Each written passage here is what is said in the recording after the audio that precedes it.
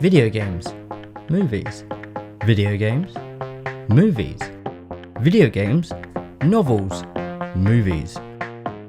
They all share a common through line that brings us all back for more. The stories they tell. All of us love a good story.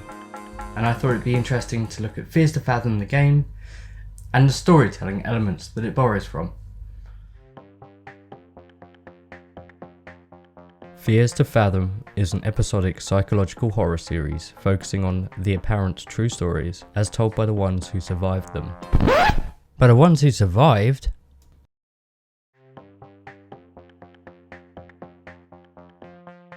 We're all guilty of being fascinated by the so-called true story. Just look at urban legend. Like the girl who stops to get fuel from the gas station, only to be spooked by the attendant. She quickly gets back into her vehicle and speeds away. The attendant stands, bemused, watching her disappear into the night. He wasn't trying to harm the girl, rather, warn her about the man lurking in the back seat of her car. Suspense. That word synonymous with the great Alfred Hitchcock, British movie director whose most admired works include Psycho, Rear Window and Vertigo. These pictures provided moviegoers with unparalleled examples of true suspense. Similarities can be drawn in the execution of Fears to Fathom. And so we ask, what if Hitchcock had made a video game? Would Home Alone have been that game?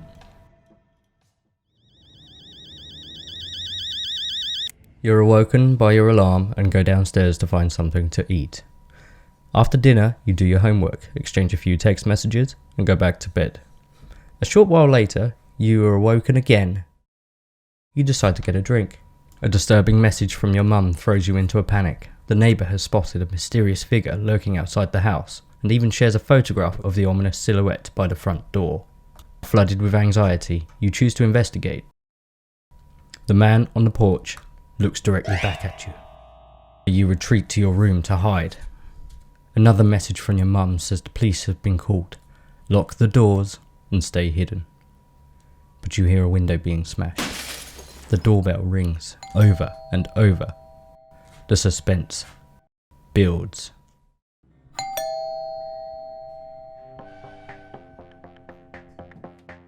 The overall design of the game's location was no accident. Taking the typical suburban home, a familiar place usually thought of as safe and secure, but then breaking those expectations effectively evokes feelings of anxiety and fear in the player.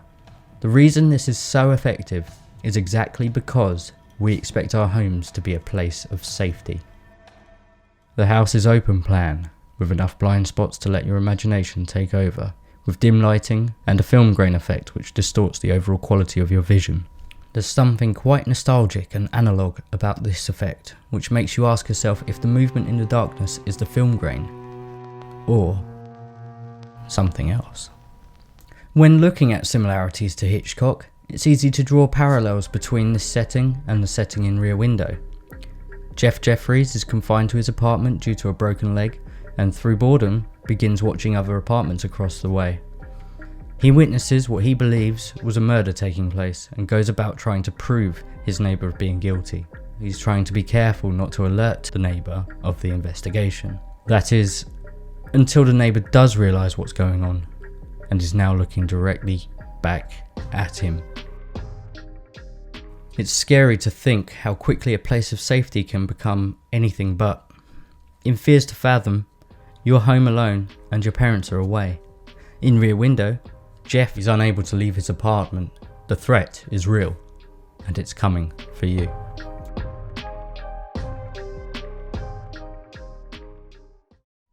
The sound design does an excellent job at stirring feelings of fear and anxiety in the player, whether it's the diegetic sounds of creaky floorboards or the non-diegetic sounds like the music.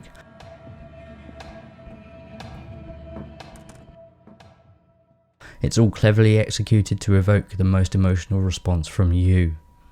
When the man on the porch turns to look at you, a xylophone is heard, compounding the jump scare. When the music ticks away like a clock, This creates a sense of urgency. When the doorbell rings, it breaks the silence, further heightening the sense of angst. The lack of sound can prove very powerful too. Fears to Fathom uses silence as a controlling factor, exploiting it to signal when to feel fear and to keep us on our toes. This could be compared to the silence as used by Hitchcock in The Birds.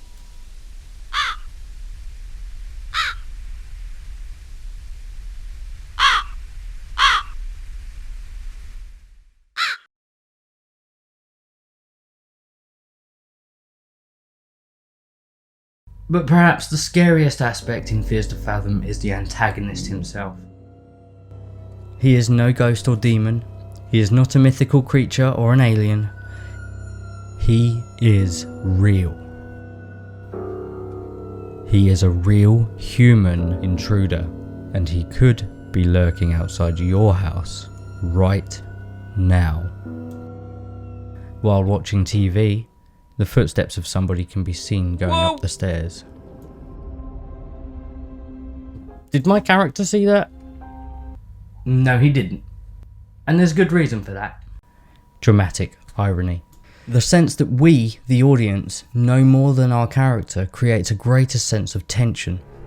For example, if your character now wishes to go upstairs, you will be screaming with anxiety and willing him not to go up there.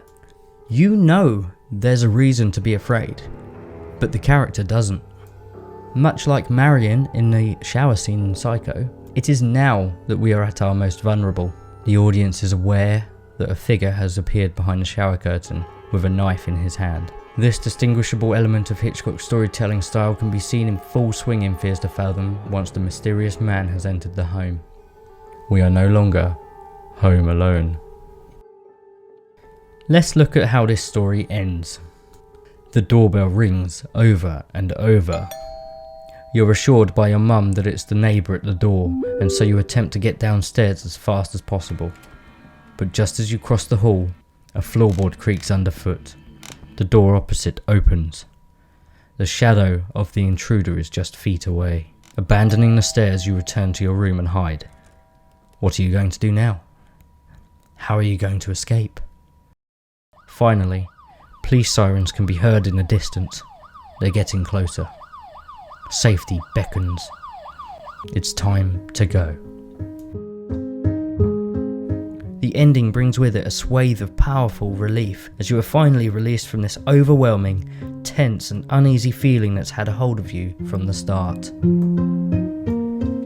Fears to Fathom brings a fresh spin on the psychological horror genre by brilliantly implementing the fear of the ordinary.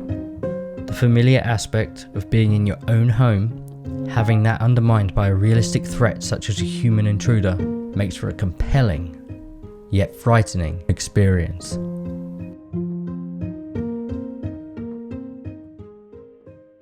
Suspense is very different. You tell the audience that there's a bomb under that chair and will go off in 5 minutes.